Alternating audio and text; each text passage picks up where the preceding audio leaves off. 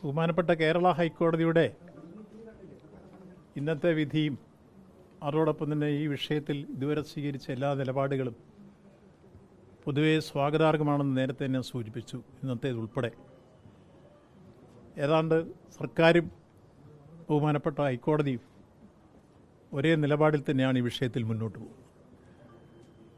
ഞങ്ങൾ ആദ്യം തന്നെ സൂചിപ്പിച്ചു, കോടതിയിൽ ദേവസ്വം ബോർഡിൻ്റെ വിജിലൻസ് ആദ്യം സമർപ്പിച്ച റിപ്പോർട്ടും ആ റിപ്പോർട്ടിനെ തുടർന്ന് ബഹുമാനപ്പെട്ട കേരള ഹൈക്കോടതി തന്നെ ഡീറ്റെയിലായി വിജിലൻസോട് അന്വേഷിച്ച് സമർപ്പിക്കാൻ പറഞ്ഞ റിപ്പോർട്ടും ഇന്ന് കോടതിയിൽ സമർപ്പിക്കപ്പെട്ടിട്ടുണ്ട്. അതിൻ്റെ കോപ്പി ഇപ്പോൾ തിരുവിതാംകൂർ ദേവസ്വം ബോർഡിനും കൊടുക്കും. അത് കിട്ടിക്കഴിഞ്ഞാൽ ബഹുമാനപ്പെട്ട കോടതി പറഞ്ഞതുപോലെ തന്നെ DGPക്ക് ഇത് സംബന്ധിച്ച് ബോർഡിൻ്റെ പരാതി എഴുതി കൊടുക്കും. അതേ തുടർന്ന് ഇന്ന് തന്നെ FIR രജിസ്റ്റർ ചെയ്യും.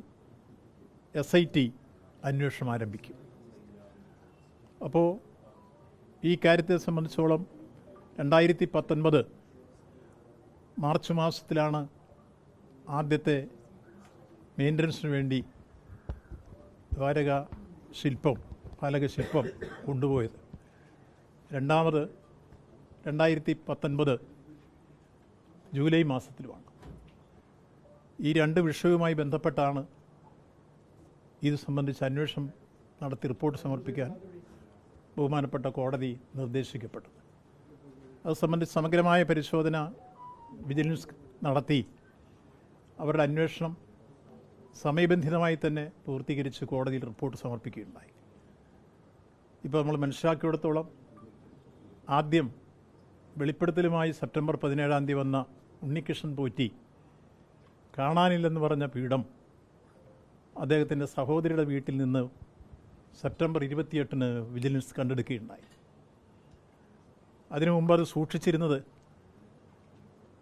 പള്ളിക്കത്തോട് പഞ്ചായത്തിലെ എളമ്പള്ളി പ്രദേശത്തുള്ള വാസുദേവൻ്റെ കയ്യിലായിരുന്നു എന്ന് വിജിലൻസ് കണ്ടെത്തി. വാർത്ത വന്നതിനെ തുടർന്നാണ് ഈ വാസുദേവൻ തിരിച്ച് പോറ്റിയുടെ കൊണ്ടേക്ക് എത്തിക്കുകയും പോറ്റിയത് വെഞ്ഞാറമൂട്ടിലുള്ള സഹോദരിയുടെ വീട്ടിൽ കൊണ്ടുവന്നെത്തിക്കുകയും ചെയ്തു. അവിടെ നിന്നാണ് വിജിലൻസ് കണ്ടെടുത്തത്. കോടതിയിൽ ഇത് സംബന്ധിച്ച് വ്യക്തമായി റിപ്പോർട്ട് നൽകിക്കഴിഞ്ഞിട്ടുണ്ട്. തുടർന്നാണ് സമഗ്രമായ ഒരു അന്വേഷണം നടത്താൻ ബഹുമാനപ്പെട്ട കോടതി നിർദ്ദേശിച്ചു. ആ അന്വേഷണത്തിൻ്റെ റിപ്പോർട്ടാണ് ഇന്ന് കോടതിയിൽ സമർപ്പിച്ചിട്ടുള്ളത്. ആ റിപ്പോർട്ടിൽ ആരൊക്കെയാണ്, ഏതൊക്കെ ഉദ്യോഗസ്ഥന്മാരാണ് എന്നുള്ള കാര്യങ്ങളെല്ലാം ഇപ്പോൾ ദേവസ്വം ബോർഡിന് അത് സംബന്ധിച്ച കോപ്പി കിട്ടിക്കഴിയുമ്പോൾ നിങ്ങൾ അവരെ സമീപിച്ചു കഴിഞ്ഞാൽ വിശദാംശങ്ങൾ അവരുടെ പേര് സഹിതം നിങ്ങൾക്ക് ലഭിക്കുന്നതാണ്.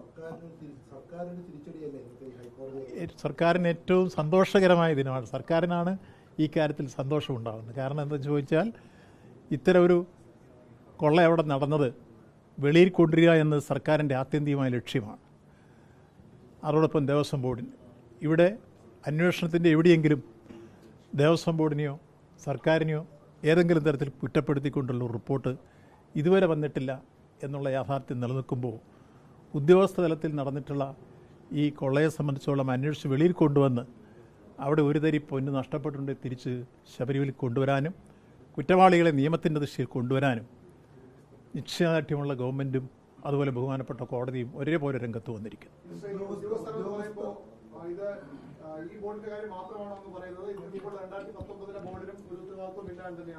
അല്ല, ഇപ്പം ഇതുവരെ ഒരു ബോർഡിനെ കുറിച്ചുള്ള പരാമർശവും വിജിലൻസ് റിപ്പോർട്ടിൽ വന്നിട്ടില്ല എന്നാണ് ഞാൻ മനസ്സിലാക്കിയത്.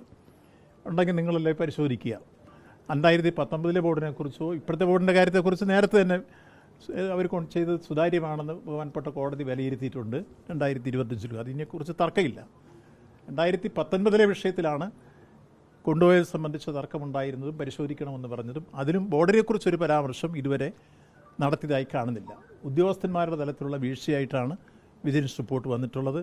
കൃത്യമായി ഈ കാര്യത്തിൽ ഞങ്ങൾ ചൂണ്ടിക്കാണിച്ച് ശരിയാണ്. യഥാർത്ഥത്തിൽ ഈ ബഹുമാനപ്പെട്ട കോടതി ഈ കാര്യത്തെ സംബന്ധിച്ചുള്ള സുതാര്യമായ ഒരു അന്വേഷണത്തിന് വേണ്ടി നീതിപൂർവമായ തീരുമാനമെടുത്തൊരു ഉത്തരവിട്ടതിനെ അന്വേഷണം SITയെ പ്രഖ്യാപിച്ചു കഴിഞ്ഞിട്ടും അത് അംഗീകരിക്കാതെ അതിനെതിരെ സമരം ചെയ്ത പ്രതിപക്ഷ യഥാർത്ഥത്തിൽ മാപ്പ് പറയുകയാണ് വേണ്ടത്.